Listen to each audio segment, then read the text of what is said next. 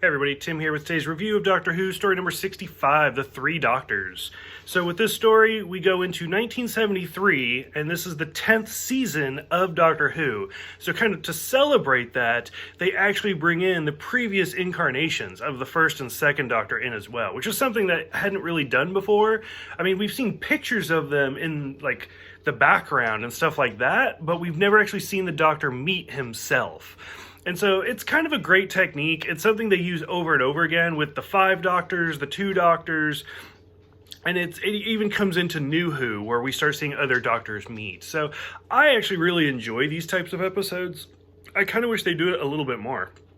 So the story did have a lot of production problems, which kind of lowered it a little bit for the score for me personally. I realize it's stuff you can't really avoid, but for example, it's only 4 episodes, whereas these seasons for Jon Pertwee tend to be like a 4 episode, and then like 3 6 episodes.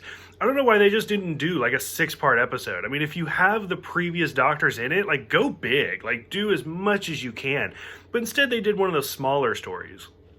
That being said, when William Hartnell left the show, it's because he was kind of getting older, he was having trouble with his lines, he couldn't really remember stuff. I mean, you can see it in the episodes. So 7 years later, he's not doing any better.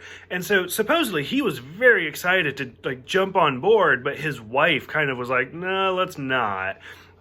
So they just did these pre-recorded scenes, which they're fine, but the production value's not very good. Like we've seen in other episodes and stories like that, people talking through the screen, like the original FaceTiming and stuff like that, and it looked great. Something about this one, like I do feel like the production dropped for whatever reason.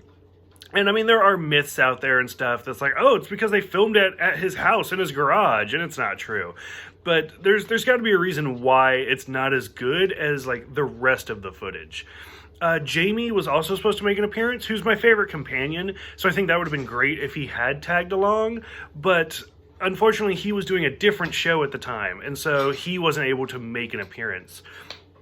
So, to start from the top, work my way down, you can tell pretty quick that there's going to be some sort of a crossover, because the third Doctor has the line of, when I say run, run, because he's talking to Jo, and that's the very famous line of the second Doctor. So already it's like, oh, that's kind of weird that he even said that.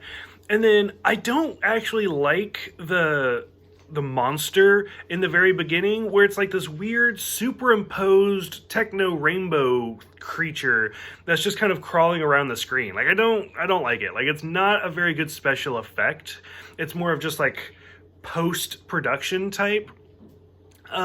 This episode has a lot of firsts. Like I said, it's the first crossover, stuff like that. But this has the first line of the, like, I think the exact line he says is, oh, you've done the TARDIS up a bit. I don't like it. Which is something we hear a lot in Doctor Who, especially in the new stuff. Like, even other characters say it to the Doctor. So I think it's a great line, and I'm happy to hear that one. This is also the first time that the Doctor offers somebody a jelly baby. We saw the second Doctor eating them in one episode, and then the fourth Doctor's the famous one, where he's just offering jelly babies to everybody. But in this one, the second Doctor, again, offers it to Lethbridge Stewart. Lethbridge Stewart has a lot of great lines in this, where he actually sees the first Doctor, and he's like, who in the name of heaven is that? Which is kind of a joke, because Nicholas Courtney has starred with all 3 Doctors. He just didn't play Lethbridge Stewart with the first Doctor. He played a completely different character. So it's kind of great to see like him be with all 3 Doctors at the same time. The first Doctor does have the great line where he's like, oh, you're my replacements, a dandy and a clown, to like really show that the Doctors don't necessarily like each other. They're all very different personalities. One of the things that kind of stood out, Lethbridge Stewart, I think, had the line where he's like that damn fool flute. And I don't know, I could be wrong, but that's like the first cursing that I actually remember hearing for Doctor Who. And I mean, Lethbridge Stewart is pissed when he says it. So it kind of stood out to me a little bit. When we finally get to the actual villain of the episode, the name bothers me a little bit. So he's another Time Lord who supposedly actually helped invent time travel, or at least the experiments that led the Time Lords to time travel. And for it, I don't know if it's like, I'm guessing it's an accent thing, like as an American watching a British show, it happens from time to time where like they say something that's completely like, I'm like, what did they say? And I have to back it up and like re-listen to it.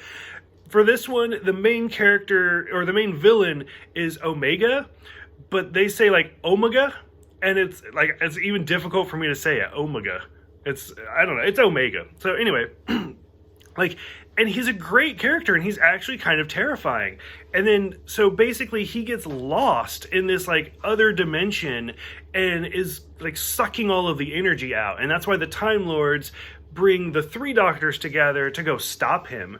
And when they finally get there and they take the helmet off and he's not even there. And they're like, you don't even exist anymore. Like, it's just your will.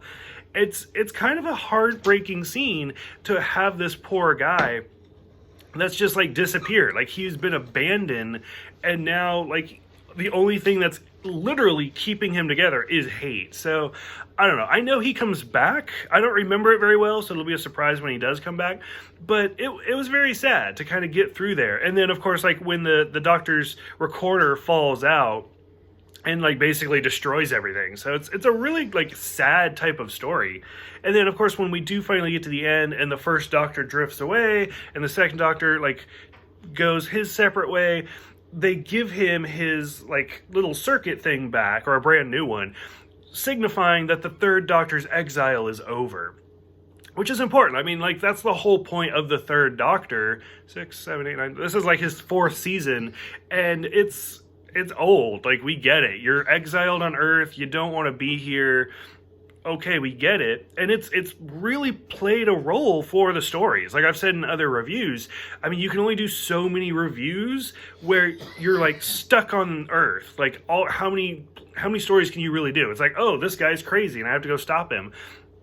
In the last season, they did kind of break away a little bit with like now the Time Lords are going to send you on errands, which is still a cop-out. So now I'm really excited for this because I feel like we can finally get back to like Doctor Who the way we know of it, like him just going on these random adventures. But overall, for the 10th season celebration, the 10-year like celebration, I'm really excited. I really did like it. I think it was good. Let me know what you guys think about like these types of crossovers. We don't get another one until the 5 Doctors. So thank you guys for everything. Let me know what you think, and I will see you guys next time for the Carnival of Monsters.